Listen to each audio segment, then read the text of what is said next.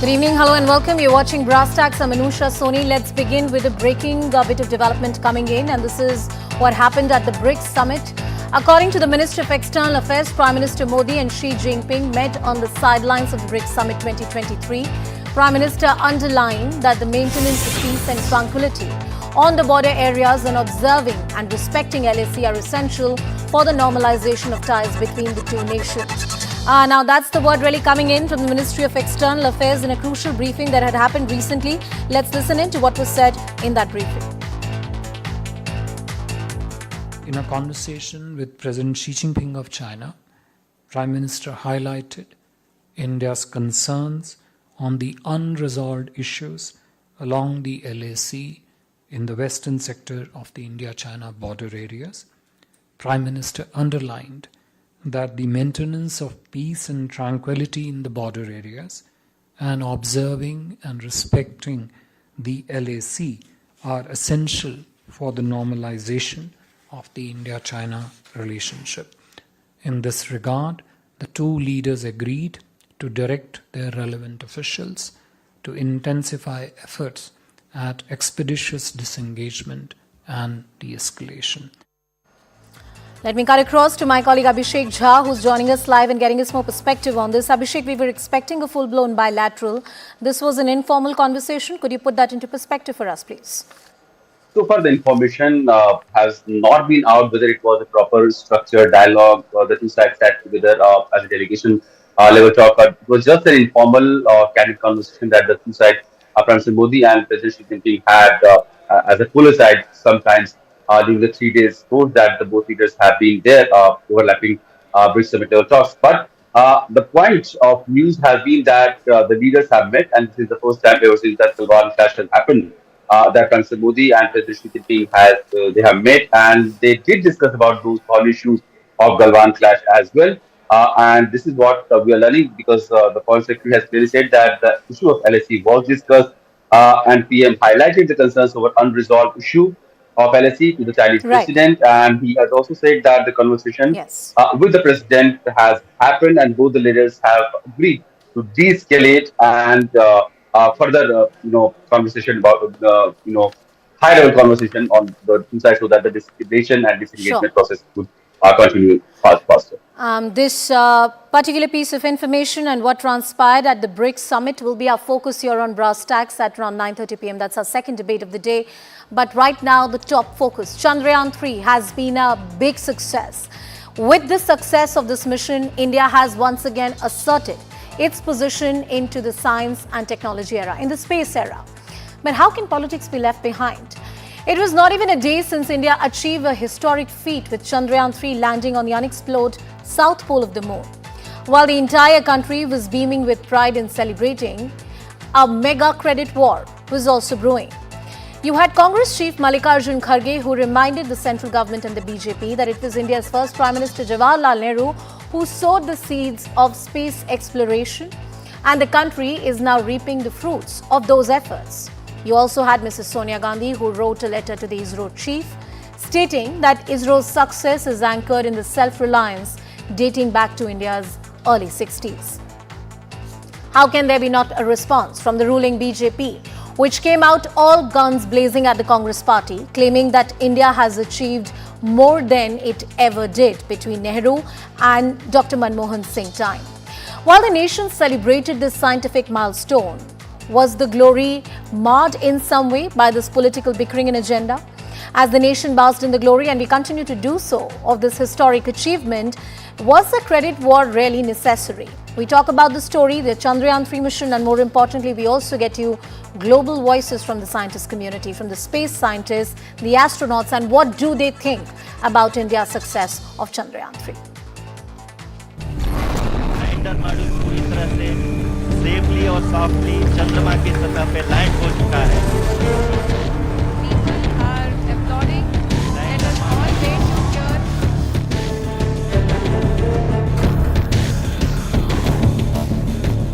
चंद्रयान-3 की सफलता प्रत्येक भारतीय की सामूहिक सफलता है। ये उपलब्धियां पंडित जवाहरलाल नेहरू के विजन का प्रमाण है। भारत के अन्य प्रधानमंत्रियों ने भी इस भावना को आगे बढ़ाया। 47 अंतरिक्ष मिशन श्री नरेंद्र मोदी की सरकार ने 9 सालों में लॉन्च किए। इतने मिशन किसी भी सरकार ने लॉन्च नहीं हुए। यह यूपीए की सरकार में लॉन्च मिशन की संख्या से दुगना है।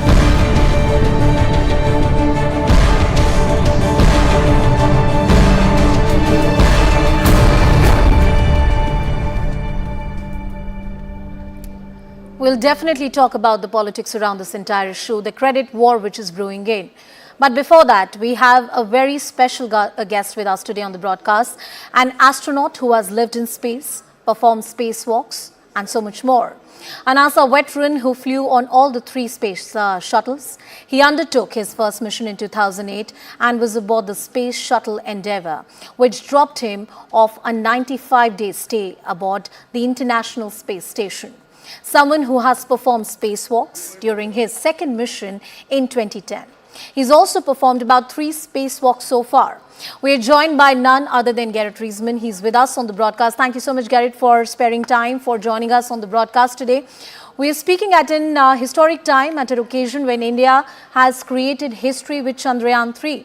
Your thoughts on this mission and its success? Well, this is extremely significant. You know, it's that India just became only the 4th nation to successfully land on the moon. And more so, they did it in a difficult way, which was at the South Pole region of the moon, which due to environmental conditions and due to lighting conditions and due to the fact that the landscape is pretty difficult down there, that's not easy to do. And so it's really an impressive accomplishment. Well, India has got its success, and soon after the Russian mission Lunar 25 failed. Compared to other nations, India worked out on a very tight budget, and the mission shall explore the South Pole or the southern side of the moon. In your understanding and expertise, how critical it is for the world's scientists, the space scientists, to understand this particular region of the moon, and how does India aid that process significantly? Well, there's a reason why the South Polar region was chosen, and that is the relatively recent discovery of water present there. And that is really significant because water as a resource is really important, especially as we look towards future human missions. And that's the reason why United States and I think also China and other countries are concentrating on this part of the moon, because if you can get water out of the moon, and that's what we hope to learn with the Pragyan rover once it goes out there and deploys its instruments in the Vikram lander, we should learn more about how much water is there and how easy it is to access it. But if we can, then from the water, obviously we can drink it when humans are there, but also you could create oxygen from it and also hydrogen, which is could be very useful. Yeah. So we're going to learn a lot about what we have to work with when we go there with people. Well, has the success of this mission positively enhanced India's image and impression across the world? The perception with which Indian space scientists are viewed with has always been very positive, but has the success of the mission augmented that image? Oh, yeah. So this success is definitely a feather in India's cap. I mean, this is a wonderful accomplishment. And especially, contrasting, it comes on the heels just 2 days ago of the failure of the Russia Lunar 25 mission. Yes. And I think what you're seeing is certainly progress on the side of ISRO, the Indian Space Research Organization, and India as a nation in this high-tech field. And somewhat of a diminishing or a waning of the Russian effort in space, unfortunately. It is a bit of a changing of the guard in that sense. Sure. These are indeed very interesting times in the space exploration and exciting missions which world superpowers are preparing for. For example, we have US, which is preparing for the Artemis mission to land a man and a woman by 2025. China, I believe, is planning something similar. Can India find strategic allies in the space sector for possible collaboration, say with countries like US? Do you think US would be interested? Oh, yes. So the U.S. is definitely looking to expand and would love to partner with India more on the Artemis missions and other science and human spaceflight missions.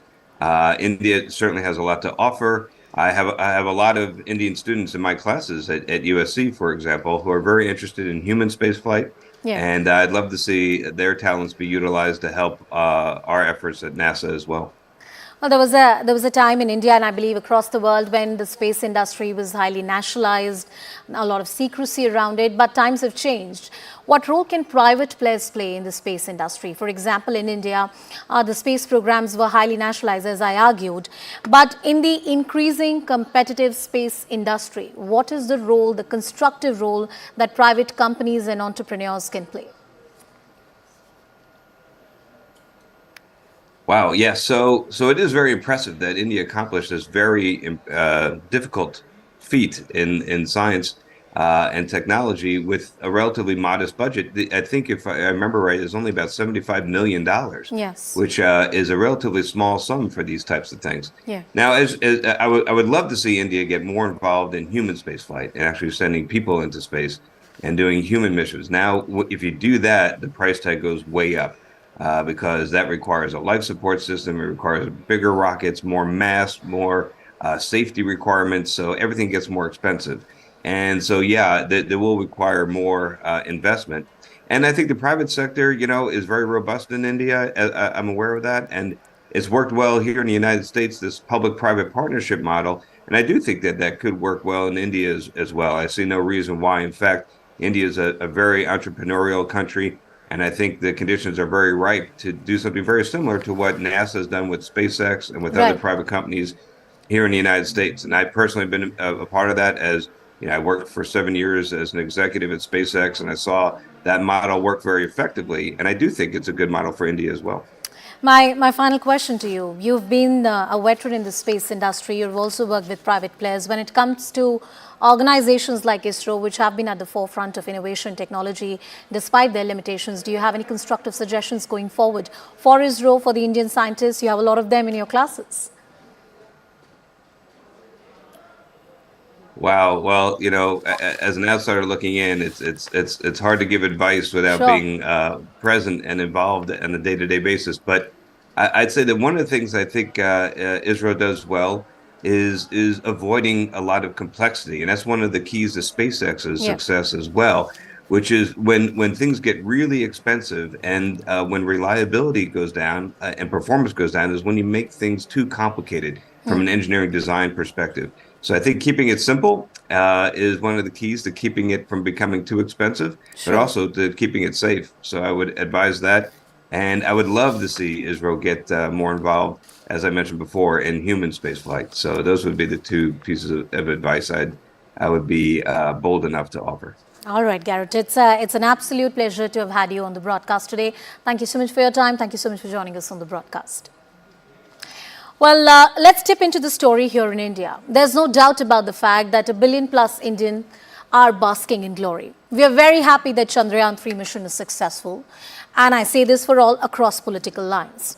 But how can there be not a credit war that can brew? One is brewing between the Congress and the BJP as to who should get the credit for the kind of feat that ISRO scientists are achieving today. Is that debate really necessary? Are there substantial allegations that have been put on both the sides? And what exactly are the complexities of the history that we all must know about? Joining us on the broadcast is Shehzad Poonawala, who's the national spokesperson of the BJP, Kamru Chaudhary from the Congress party. He's with us on the broadcast. Jonathan Levy, who's a space commentator, is also with us on the show. We also have W. Selvamurthy, who is a former expert and a DG from DRDO. He's also the Chancellor of the Amity University, joining us on the broadcast. Good evening, gentlemen. Thank you so much for speaking with us. Shehzad, let me ask you to open the debate for all of us. There is no denying of the fact that under the present government, the scientists and the scientific temper has got the kind of impetus it needs. But can one really deny the efforts that were taken by the Congress party or by the first Prime Minister of India, Pandit Jawaharlal Nehru? That's the key question Congress party is asking. Oh, that's a question that is steeped in absolute hypocrisy and in a kind of making an argument that for everything the credit should go to Nehru. It just doesn't hold true. I'll tell you why. Every leadership at that point of time when ISRO makes an achievement or the space agency makes an achievement, the scientific leadership and the political leadership of that time deserves credit. And therefore, to make this argument that Nehru deserves credit for everything that's happening today, I'll give you a small example and I hope this is answered specifically. In 2008 when Chandrayaan-1 went into orbit, and then there was a moon orbiter that touched down onto the surface of the moon from part of India. It was not named after any great scientist or any great person from ISRO. It was named as Jawahar Point. And today when we have landed on the south side of the moon, a historic feat for India which no country including US has achieved, the name of the lander was Vikram lander, named after Vikram Sarabhai. Anusha, those who are saying this is about credit wars should also then answer that why was the budget of ISRO 5,500 crores, which is today 123% higher at 12,500 crores? Why were there 89 launches, out of which 47 launches took place in the last 9 years? Why is it that there were 1.2 launches per year, which has now gone up to 5.7 launches today? Why is it that the new space policy came about by which the private sector could contribute and now 150 startups have been started? Why is it that these things never happened before? And finally, if you just 10 more seconds, if you want to take credit for everything Nehruji, from yoga to everything credit to Nehruji, then take credit for the fact that UPA did not allow Chandrayaan-2 to take place. Take credit for the fact that ASAT was stopped by the Congress party in UPA. Take credit for the fact that you hounded people like Nambi Narayan and you put back India's scientific progress for a large period of time. Take credit for the fact that you did the Devas Antrix deal, which was steeped in corruption. Then you have to take credit for that too. Look, every leadership, whether it is, just a last sentence, whether it is President Kennedy, who at that time inspired the leadership of NASA and the space leadership in United States, or whether it is Prime Minister Modi hugging the former ISRO chief and saying, we will do this again, and today it's happening in 4 years. Every political leadership deserves credit, but to say everything happened because of Nehru is I get your broader point, and you've raised certain substantial points as well.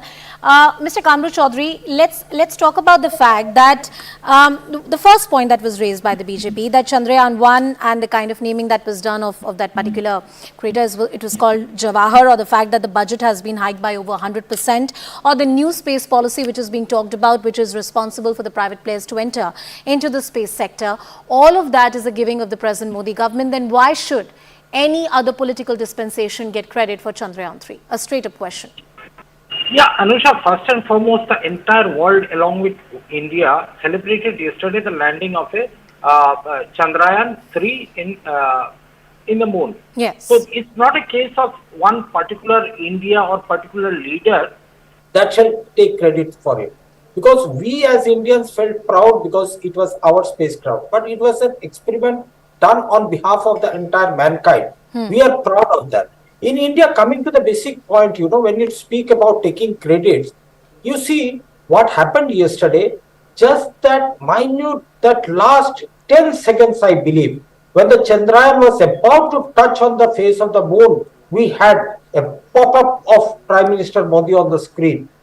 The entire nation was aghast that how come when we are witnessing a history, why did Mr. Modi have to pop up all the time?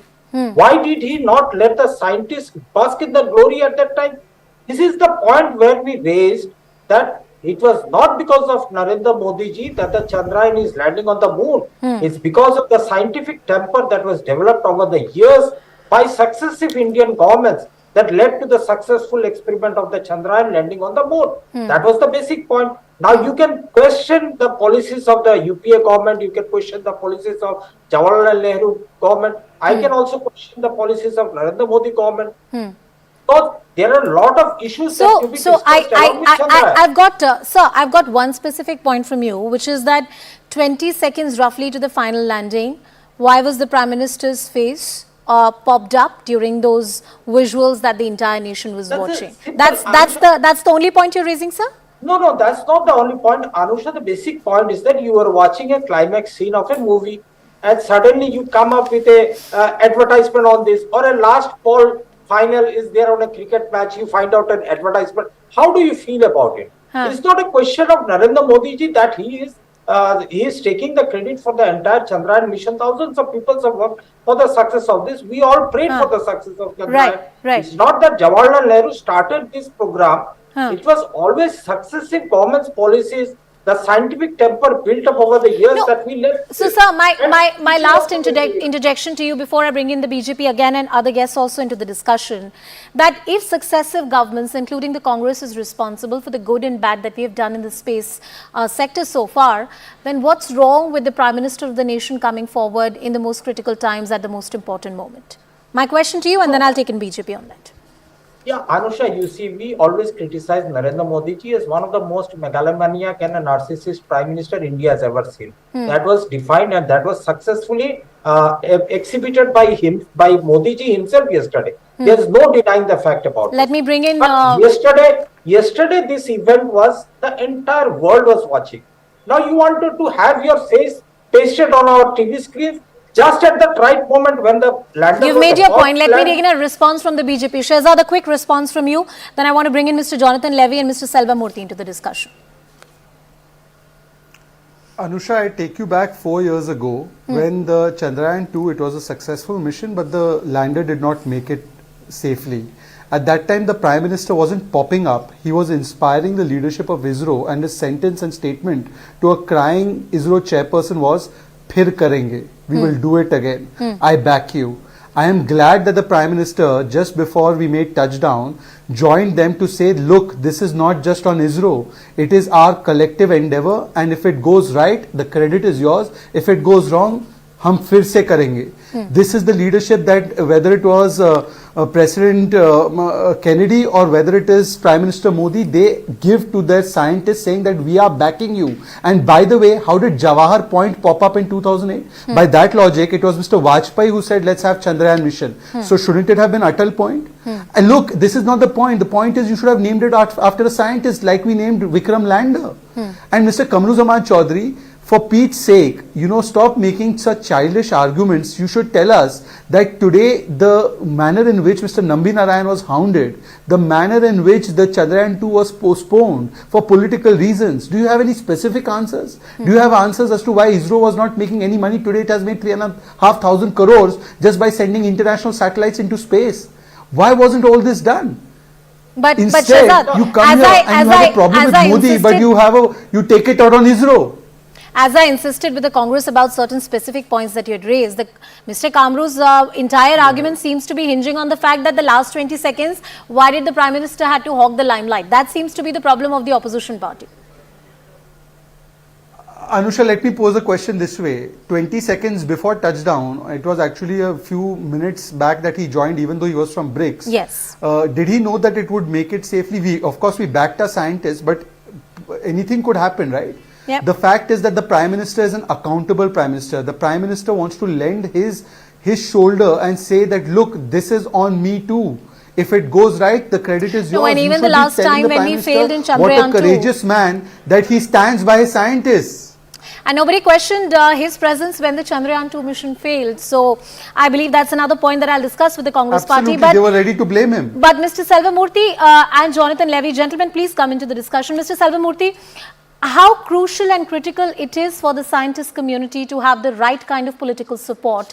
And when you witness this kind of credit war in the country going on, or this political debate that you've just heard on the broadcast tonight, your thoughts as a leading scientist, as somebody from the community? Well, India is celebrating the groundbreaking, historic success which we have in this Chandrayaan-3 mission landing on the southern part of the moon. First of all, I want to thank all the countries which have been part of this success. Sure. They have helped in some way, passively, actively, whether it is NASA or it is Roscosmos or it is Australia, many countries. So I would like to express as a nation to gratitude to all those countries who have been part of this success. So I would say it's a success to the humanity, and it is also a success to our Indian scientists, the space scientists, the startups, the academia, and also the other stakeholders who have contributed to this big mission. Sure. So compliments. Absolutely. When you look at politicizing science is certainly is not desirable, because science is actually, it looks into the ultimate goal. It wants to discover science. So when I look at this, the government today, Narendra Modi ji, and is fully supportive of 100% support in terms of the financial resources, the moral support, the inspiration, because this department, ISRO, comes directly under the PMO, Prime Minister's office. Right. And you have Dr. Jitendra Singh, who is looking after this as a minister. Right. So we have an ecosystem which directly gives patronage, the support, wherever the chairman ISRO has a problem, he can immediately go to the minister and get this resolved or addressed. So I think this patronage which we see in this regime is very, very good in terms of last 10 years. There is an exponential growth in terms of the ISRO programs, whether it is asset program of DRDO or it is the mission, Chandrayaan mission, Mars orbital mission. Right. All these have been fully supported, not only in terms of the financial resources, but also the direct support given to the scientists, and they are being with the scientists, which we could feel in this last 10 years. All right. And so I feel that this government has offered a wholehearted support, and Sri Narendra Modi ji, and his awareness, his perception, his understanding, grasp in any subject, including space, is very vast. He understands Well, it. sir, This also adds you made an value. interesting point about the fact that science should not be politicized. But if one reads the history of space expeditions, space missions across the world, including countries like US and Russia, they've been politically very, very sensitive. I mean, in fact, they've been nationalized to a great extent. It's only in the last few decades that private sectors or the private players have started really coming into the space. Jonathan Levy, I want you to give your comments first on the fact that how keenly the entire world was watching when we achieved that success with Chandrayaan-3. The soft landing on the southern side of the moon that no other country has been able to achieve. And your thoughts perhaps on how much does political backing mean for scientists in the space sector or any other sector which is so critical? Well, it's been very informative listening to the debate this evening, but from the outside looking in, the majority of the world sees this as an Indian achievement. Absolutely. And please go ahead, sir. Can you hear me? And I think that's very important. Yeah. So that reflects very, very well. So that's one point. And I think, as you mentioned, space is always politically charged in any country. It becomes sometimes something that is seen as too expensive, or that there ought to be more focus on less exotic missions. And through the years, through the different politics in different countries, this has always been something of a yo-yo. All I can say in terms of what India has achieved, that to use a space analogy, it's that rocket, isn't it? It's composed of various stages, which may have been, part of a different political journey at each stage. But ultimately, the final thing is the success of landing on the moon and the advance in knowledge and engineering that's happened.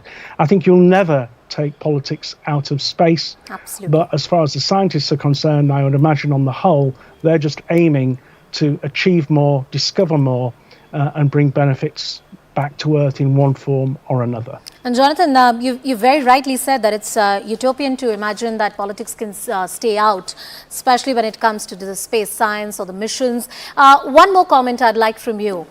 There was a specific comment that was made in the foreign press, I don't want to name any particular organization here, about the necessity of missions like these for countries like India which are developing, where parts of the countries still struggle for the basic necessities. Should countries like India really aspire and spend money in this manner? Do you think that's even warranted?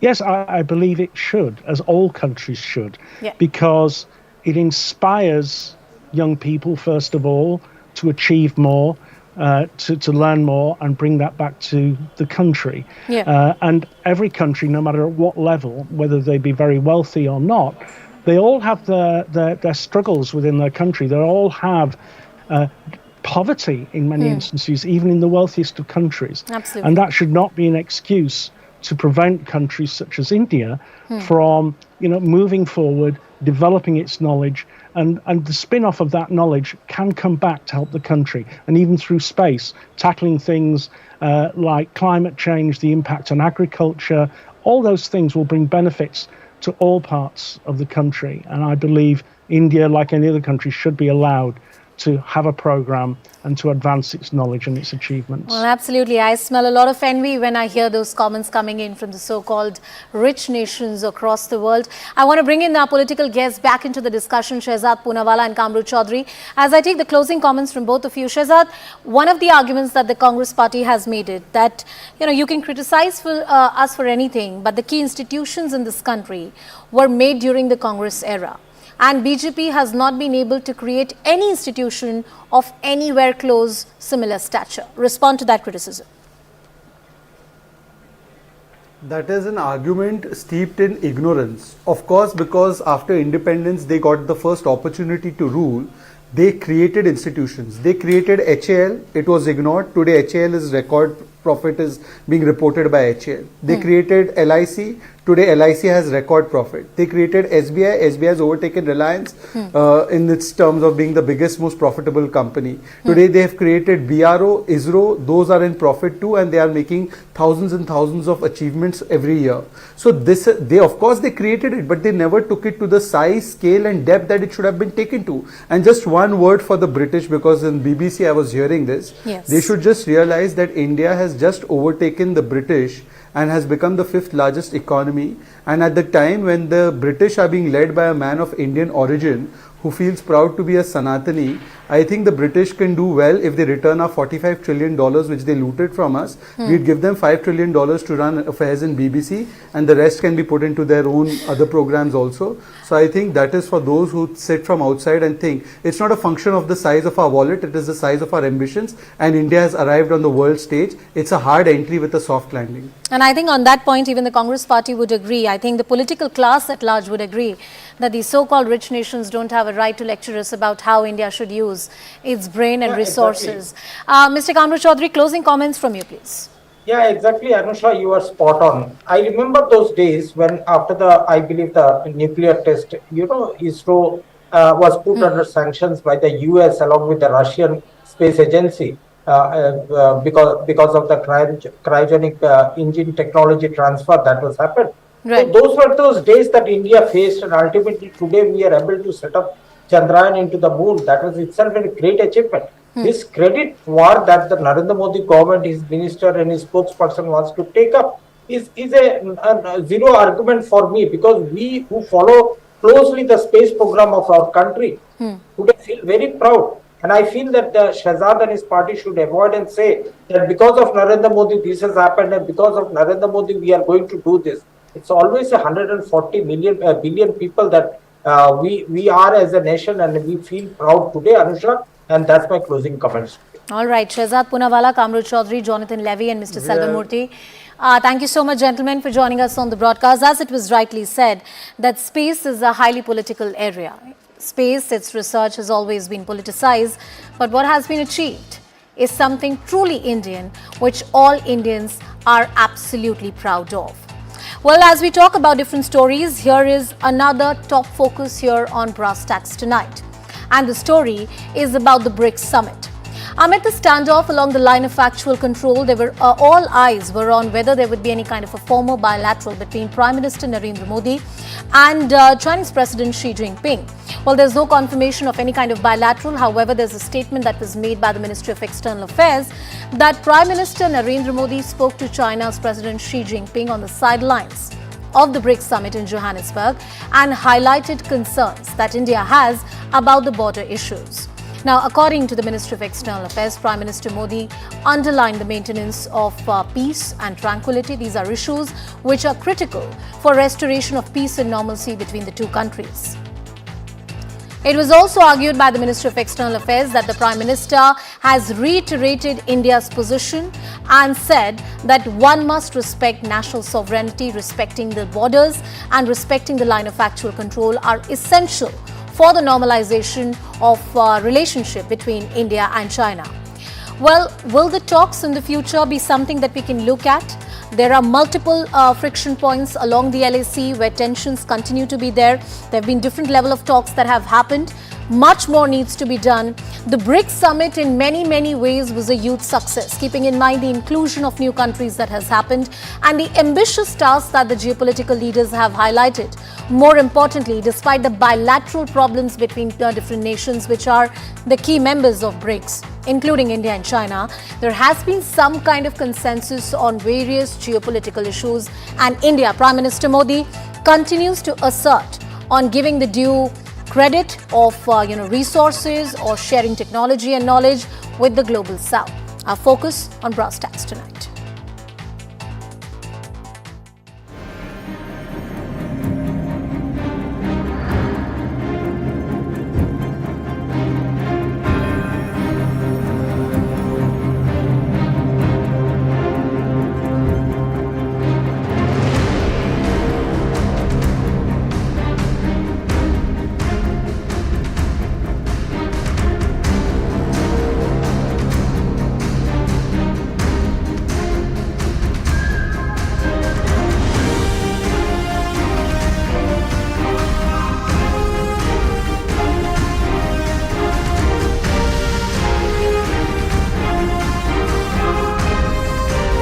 Conversation with President Xi Jinping of China, Prime Minister highlighted India's concerns on the unresolved issues along the LAC in the western sector of the India-China border areas.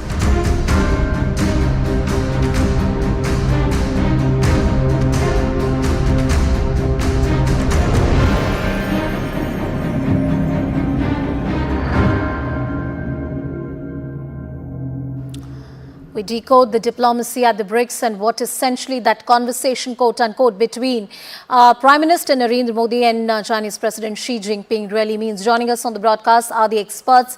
We have Dr. Tara Karta, who's a distinguished fellow at the Institute of Peace and Conflict Studies. We also have Professor Victor Gao, who's the Vice President at the Center for China and Globalization, also the Chair Professor at the Sochaux University. Fred Ware is also joining us on the broadcast, who's an expert on Russian affairs and a political analyst. Good evening to all of you. Thank you so much for joining us on the broadcast. Dr. Karta, I want you to open this discussion for us. More importantly, what the Ministry of External Affairs has just said in its statement. Prime Minister highlighting the concerns of Indians, especially vis-a-vis the LAC, to the Chinese President. I believe this is not a final, formal bilateral that we can talk about, but what does this conversation really mean? See, as the Foreign Minister Jaishankar has said, India-China don't have a normal relationship. I mean, we cannot have that until we get this going. So you have places like BRICS is where you can actually have some kind of a chat with the other side, though I don't know how much of a chat this is, given that it was just 5 minutes. But nonetheless, the fact that we've been saying over and over again that until the border issue is resolved, normal relations cannot go on and so forth. So the fact that BRICS we are the second largest, we are the only, what shall I say, the weight in BRICS for the global south. I mean, we are supposed to be the voice of the global south. You're talking to China. By the way, we don't know what happened to President Xi when he kind of disappeared, didn't make the speech, so there's that little mystery going on there. Right. But apart from that, I think we have a standing, because this is about Africa, right? We have a standing in Africa that is rapidly catching up with that of China. China has 200 billion trade. We are reaching 1 billion soon. So it's been a phenomenal rise, in fact. It's been really, really amazing, I think, since 2015 onwards, when we had the first Africa summit and so on, where you can see the difference, but I'm talking the two sides, how we approach things. I mean, the speech which was read out for the president talked about solidarity and all the rest of it, peace and friendship between countries. Where is the peace and friendship here? Sure. I mean, at least let's get this thing going. If you want to have a normal relationship with India, which is a weight in BRICS, which is a weight in Africa, and you want to get all these changes going, the first thing you have to do is to settle the border issue. Okay. Professor Victor Gao, I'm sure Dr. Tara Karta has highlighted the concerns of India, especially along the LAC, the concerns that remain about national security and border peace. The fact that there was no official bilateral, but a conversation for roughly a few minutes on the sidelines, informal conversation. How do you see that? And more importantly, how would the Chinese perceive the statement coming in from the Ministry of External Affairs? Allow me to congratulate. Hello? Yes, we can hear you, sir. Please go ahead. Please go ahead.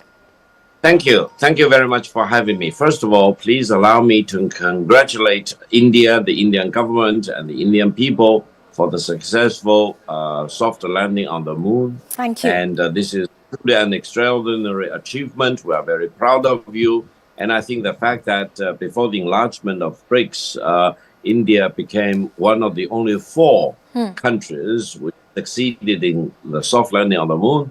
And 3 of the 4 countries were actually BRICS members. This is very significant for all the BRICS member countries. And now we have 11 official members of the BRICS. I think we are all very proud of that. So first of all, congratulations. Secondly, yes, I think the fact that President Xi Jinping of China and Prime Minister Modi met on the sideline of BRICS was in itself a very positive thing. Between China and India, we need to meet more. We need to have more formal meetings, informal meetings of all kinds between the leaders of the 2 countries.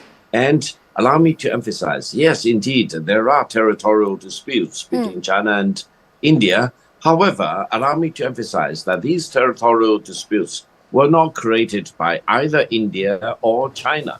They were created by the British colonial rulers in India before they left India. And I emphasize that neither China nor India should be held hostage by the bad legacy left by the British. We need to have wisdom and vision and the courage to do the right thing between the 2 biggest nations in the world and put the territorial disputes behind us rather than being burdened down by the disputes. And then we, the 2 largest populations, need to do what's the right thing for the 2 nations and for the 2 people. After all, we are the super populations, and we need to not only shoulder a lot of responsibilities for ourselves, but we need to set up good examples for mankind as a whole. And now that China and India are increasingly important, I really look forward to the day when India will be among the top 3 economies in the world. It's shared by the Chinese official leadership as well. Mr. Fred Ware, what is your understanding? I mean, Russia has been one country which has often spoken of the fact that India and China should resolve the disputes amicably. But as far as the global community is concerned and this conversation on the sidelines is concerned, we'll talk about BRICS at large, but how optimistic are you that these repeated meetings or encounters between the Indians and the Chinese premier can really solve the dispute in the longer run? Well, Russia is of course one of the founding members of this bloc, which is fast expanding. And it's sort of unfortunate that Vladimir Putin didn't have the opportunity to directly participate. Yes. In this one, he addressed the meeting remotely, of course, because this process, the BRICS plus the G20, these are incredibly important for Russia at the present moment, precisely because they find themselves in confrontation with the West more acutely than anyone else right now. And so for Russia, these organizations are a really vital alternative forum. So yes, I think Russia supports the expansion of the BRICS. Yes. It certainly hopes for cooperation, expanded cooperation and rapprochement between China and India. I think that's a given for Russia, because if there was any serious falling out, acute over this border issue and other things, this would be disastrous for this very process that Russia has staked so heavily on. So that in some ways, Russia is even a bit of an outlier right now. Although it's a central, it sees itself as central. It's China and India that took center stage today, quite rightly. Okay. And the whole process It is Russia's watching it closely. It's heavily covered in the news here, and Well, as I said, the it's Ukraine critically. crisis was not mentioned directly, but somewhere it was said, and it was said vis-a-vis the Ukraine crisis, that one needs to resolve the crisis in a peaceful and in an amicable manner. I think Russia is just happy at the neutral stance Yes. of countries like India.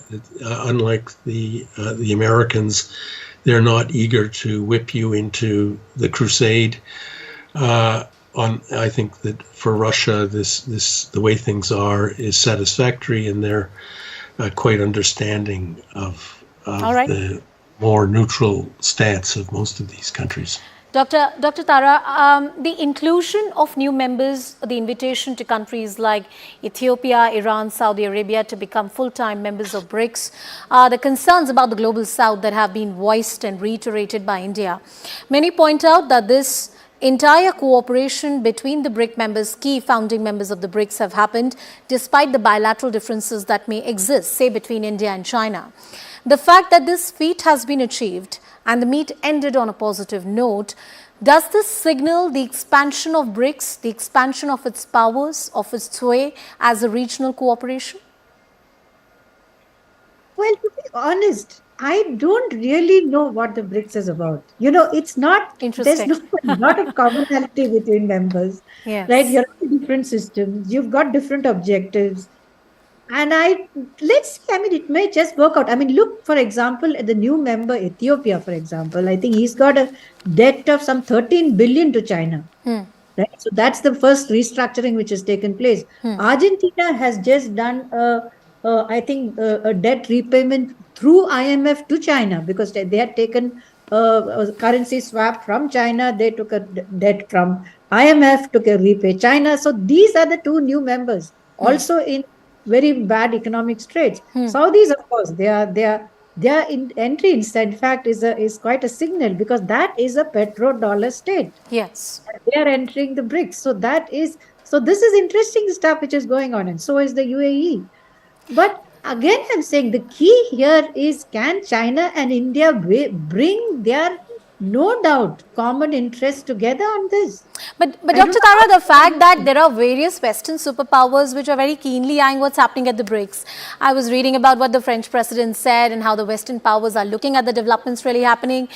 I do get what you're saying, that there is no cohesive agenda which this regional cooperation is pursuing at this point in time. Then what makes the Western superpowers so interested?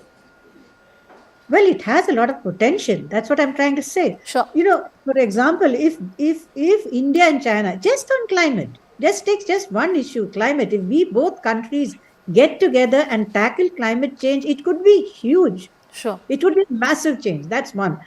But you see, just now you had, for example, the president, Chinese president just met Sheikh Hasina, and said, you know, you should be part of the Belt and Road Initiative. Yeah. What kind of a signal is that to us?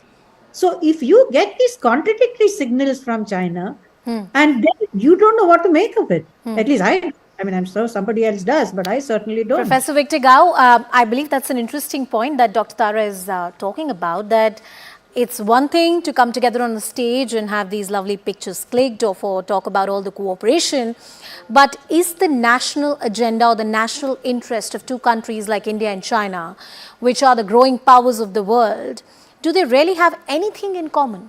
Let's take this example of the Belt and Road Initiative and the invitation extended to Sheikh Hasina about, like we can have this initiative in Bangladesh. That will send alarm bells ringing here in India. Allow me to emphasize one point. I listened very carefully to the distinguished madam who made her point. I think what makes BRICS before the enlargement and after the enlargement very unique is as follows.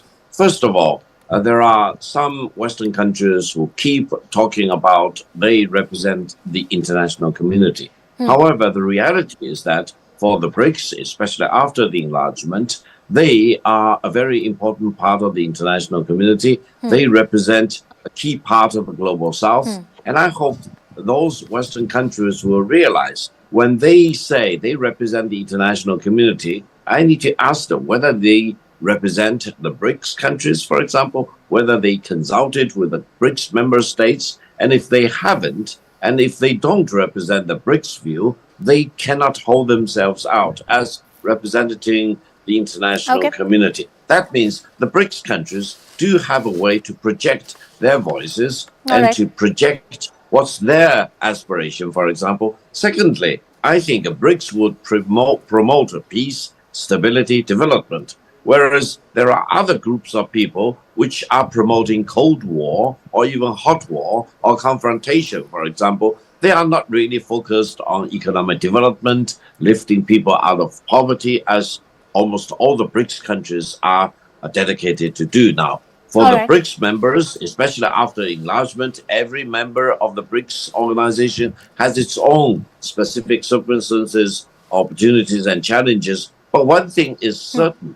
We all need stability. We all want to promote peace. We want to use peace and diplomacy and the dialogue to solve whatever problems there are. Absolutely. Let's hope, Professor Gao, that the national interests of these two powers, India and China, really come to a common point. Dr. Tarakanta, Professor Victor Gao and Fred Ware, thank you. Thank you for joining us on the broadcast. Thank you for sharing your thoughts on the BRICS Summit, the success, the achievements, and what can be done.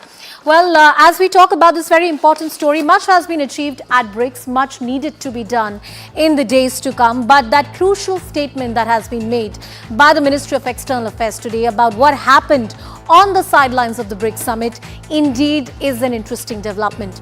Can we have more such conversations? Perhaps so, and hoping the LAC issue is resolved very, very soon. It's a wrap on this edition of Brass Tacks. Thank you so much for watching.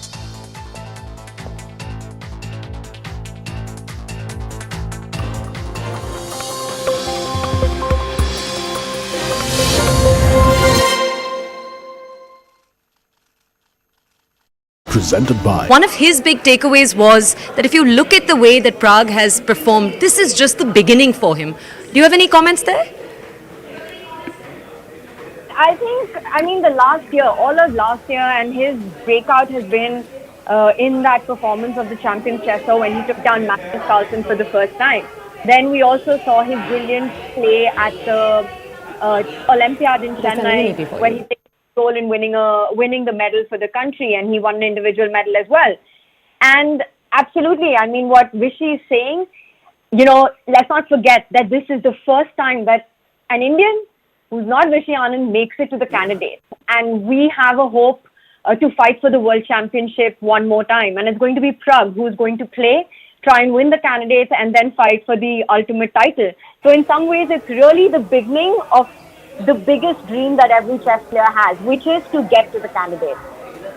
Yes, absolutely. Absolutely, Tanya. So I just want to ask you, talking about that candidates, the kind of experience that Pragyan has got under his belt in this championship or in this World Cup campaign and the previous tournaments that he has played. Vishy was also talking about that in the last 3 tournaments, he's really upped his game and he's right up there, even his rankings, even though his rankings may not suggest so, but technically he's playing on par with some of the best in the world. So do you think this competition is going to give him a lot of confidence as he looks forward to Candidates 2024? Oh, 100%. And, you know, even recently the way he played in the Global Chess League, where he was actually part of the same team as Magnus. And he won every single game, taking down some of the biggest names. In this World Cup, he beat world number 3, he beat world number 2, both Hikaru and Fabi. He took down some of the strongest grandmasters in the world. And also against Magnus in the classical, both games ended in a draw. It wasn't meant to be the World Cup winner this time, but for sure, I think this shows that Prague is no more a prodigy or a talent or a potential. He's arrived and he's up there with the world's best. Absolutely. Pragyan has arrived, and in fact, this 18-year-old has very quickly become the new face of Indian chess. What do you make of his journey? Just phenomenal. I mean, at 18 to have this kind of achievement, this maturity, this composure, his unique ability to keep control over his nerves, his precise calculation when the clock is running really low, his ability to take risky decisions, play gutsy moves on the board against the very best in the world, and his champion's mindset of just being fearless against who he plays, regardless of who's sitting in front of him. taking down Hikaru Nakamura in playoffs, that epic battle he had against Arjun, winning against Fabiano Caruana, who's a former world championship challenger. Yeah, it's been amazing to watch this last year and the kind of performances that Prag has put out. Much attention has been paid in the last few weeks to the fact that there are a number of new young chess players in India that there's a lot of hope about. What is this going to mean for them, for the chess ecosystem?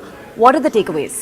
Yeah, so you've got Gukesh, who's the #1 Indian chess player right now. He's higher ranked than even Vishy Anand. There's obviously Arjun and also Vidit, who were part of the quarterfinals along with Pragyan at this event. So this event, why it caught everybody's imagination and why it got so much coverage is because there were 4 Indians in the quarterfinals, and 2 of them, Pragyan had met Arjun, one of them in the quarterfinals as well. So 4 Indians in the quarterfinals of the World Cup in itself was a big thing to look forward to. We were guaranteed that one of them will make it to the semi-final. That was Pragyan, breaking Vishy's record, and then he progressed to the final as well. So as Vishy actually, in fact, in that conversation told us, he termed it the golden generation of Indian tennis. So he feels the future of Indian chess, and he feels the future of Indian chess is extremely good because, the last time Vishy Anand was the world champion was in 2012. He lost his title, interestingly, to Magnus Carlsen in 2013. So obviously Magnus has been a thorn in many Indians' backside, but Magnus is what he is for a reason. So, from then to now, we've got many talents that are doing extremely well. Pragyananda's ranking and rating both is expected to rise, and especially for this 18-year-old. Sachdev is also with us right now. Yes. Would you like to talk to her? Yes, let me go across to Tanya Sachdev as well. Your first comments, Tanya. It was always meant to be and going to be a tough final, but in the end, Pragyananda gave Magnus a good fight. Yeah, it was a fantastic tournament, and what a performance by Prag. You're playing against world #1 Magnus in the final. I think getting there itself was such a huge journey and accomplishment. So despite how the final ended, one can't take away what a brilliant run Prag has had in this World Cup. All right, Tanya, could I also ask you, because we were asking my colleague Shivani this. Shivani spoke to Vishwanath Anand a few hours ago, actually, and one of his big takeaways was that if you look at the way that Prag has performed, this is just the beginning for him. Do you have any comments there? The last year, all of last year, and his breakout has been in that performance of the champion chesser when he took down Magnus Carlsen for the first time. Then we also saw his brilliant play at the Olympiad in Chennai, where he played a role in winning the medal for the country, and he won an individual medal as well. And absolutely, what Vishy is saying, let's not forget that this is the first time that an Indian who's not Vishy Anand makes it to the candidates. And we have a hope to fight for the World Championship one more time. And it's going to be Prag who's going to try and win the candidates and then fight for the ultimate title. So in some ways, it's really the... Hello, Namaskar. This is First Post and you're watching Vantage with me, Palki Sharma.